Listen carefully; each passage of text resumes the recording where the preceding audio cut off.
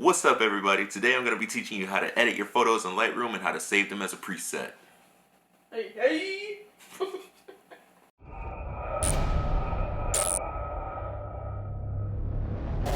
So, as you can see, I got Lightroom open. I got a picture that I did a couple days ago from a photo shoot with my friend named Kiddo.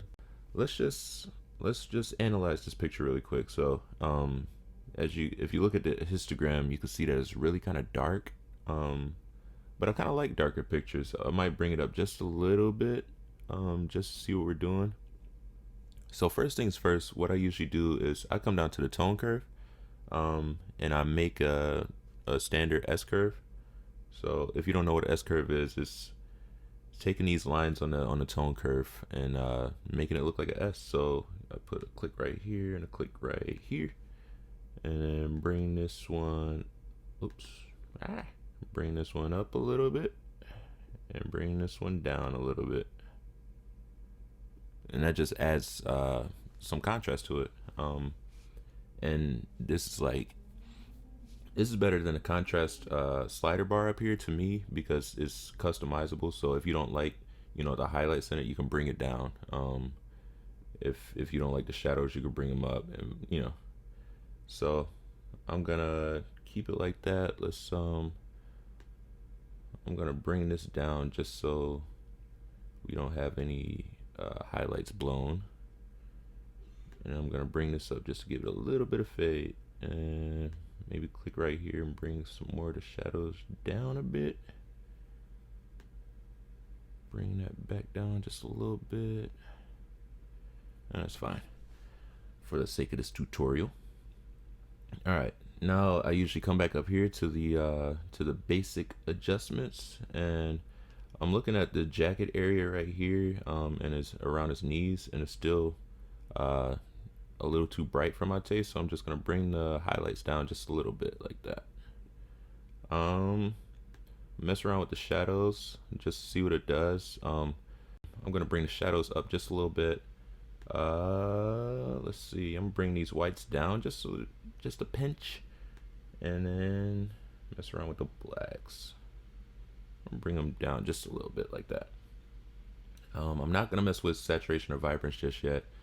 I'm gonna come down and let's mess with some of this hue and saturation and luminance. So I'm looking. I really like the colors of this photo already, so it's not much that we have to do. The blue jeans are a little bit too blue for my taste, so I'm just gonna bring it down just a little bit. Let's see what happens if I play with the yellows in this. Okay, I really like them kind of more red in this image, so bring them down just like that. And if you can't see like what the slider's doing, just you can go extreme to extreme. So as you can see, the oranges, you can really see that though. But like the blues, for instance, if you bring it all the way up, you can tell that that's way too much. So yeah, just keep about right there, and yeah, and I think that's fine for now. And then every once in a while, I don't always do split toning, but every once in a while I do. So and I usually never mess with the highlights. That's just me. If you can find a way to make it look dope and cool, then go ahead and do it, but I just can't. So I usually just mess with the shadows. This is a really warm image, so I'm gonna go with warm shadows. So let's look at the yellow. Nope, let's look at that one. I like that one. And yeah, about right there. Boom. And you can mess around with the slider if it's too much or too little, just to bring it to your own personal taste. So I think I like it about right there. Now the key with editing is you don't want to overdo it unless that's the stylized look that you're going for. Most of the time, no, you just want to just give it a little pinch of whatever you're trying to do. So let's go to sharpening. It's pretty sharp. I like to give my pictures a lot of sharpness. I usually take it up to about 40-ish. Oops. Put it right at 40. Boom. And then you can mess with the radius of the sharpness if you hit Option or Alt on your Mac. I'm not really sure what it is on Windows because I haven't worked with Windows in a long time. But if you hold Option or Alt, then you can kind of mess around and see. You can see in this box what it's affecting. So I'll put it about right there. Same thing with detail. If you slide it all the way up, you can see what it's doing to the image. About right there. And then this cool feature that not a lot of people use, but it's really helpful. So it's masking. So again, if you hold the Option key and then slide it over, you'll see that the image is starting to, turn darker. And so the bright areas is the only areas that the sharpness is affecting. So that's really cool if you don't want the whole image, sharp, if you just want, just the details. So I usually bring that up just a little bit like that. So it's just affecting the contrasty areas of the picture.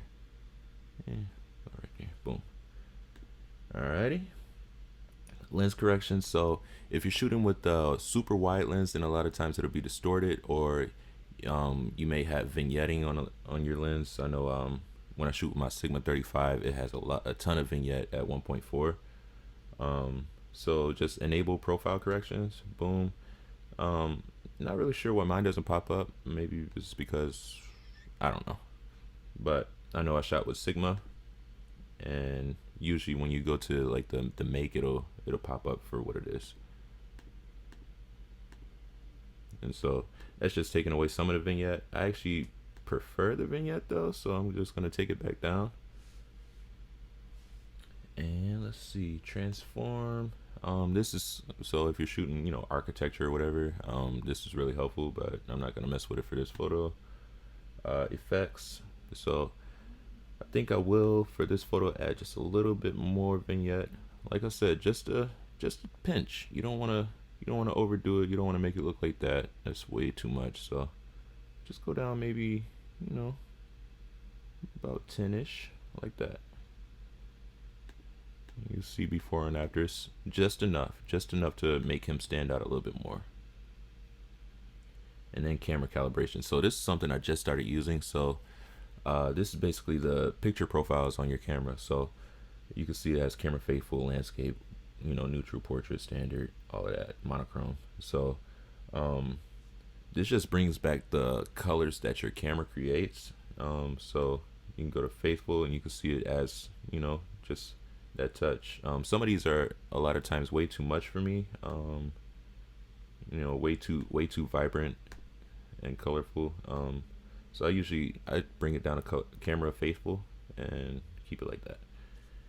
But that's totally up to you what you want to do. So I think we are done with this edit. Let me give it a good look over. I also didn't touch on white balance. So white balance is super important, especially for skin tones. So that's all I look at when I'm working with white balance. I'm looking at his skin. A lot of times I'll zoom it in just a little bit, just so you can see what you're affecting. And if you think about his skin, or anybody's skin, you don't want it like super warm to this, like this, unless that's the look that you're going for. You know what I mean? I just want to do the white balance to their skin, and the tint is really helpful with that. Like you can see this is way too green, so bring it over to, to the more magenta side, about like that. I think I'm gonna cool that down just a little bit.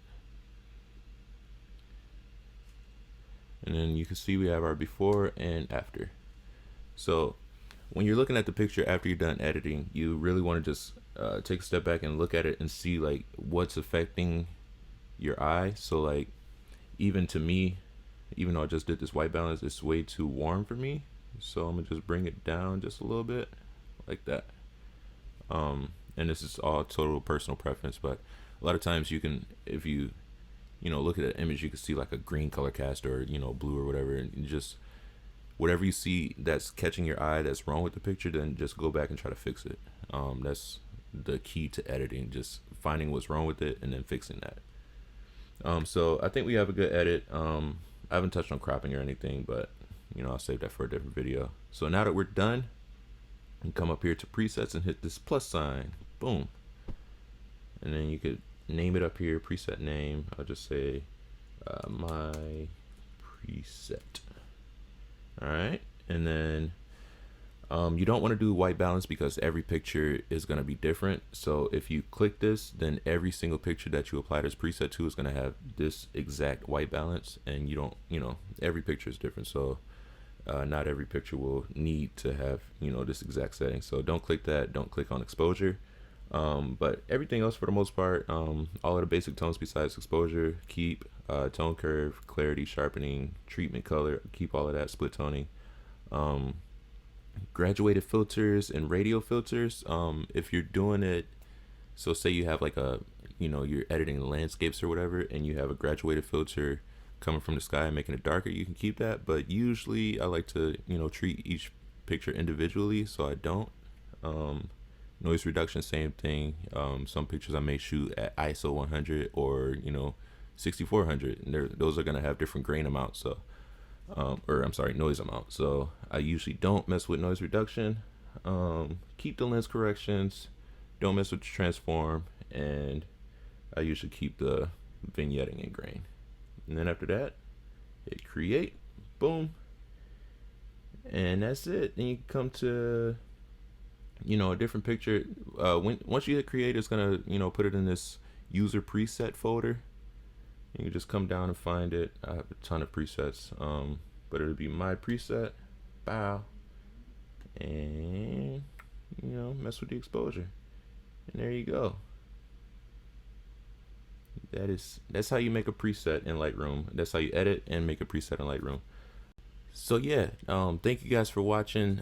If this helped you out, then please drop a like, comment, say it helped you out. If it didn't help you out, just comment and say that. Subscribe to the channel. I'm gonna have a lot more tutorials coming. Thank you guys. Enjoy your day and enjoy picture taking. Peace.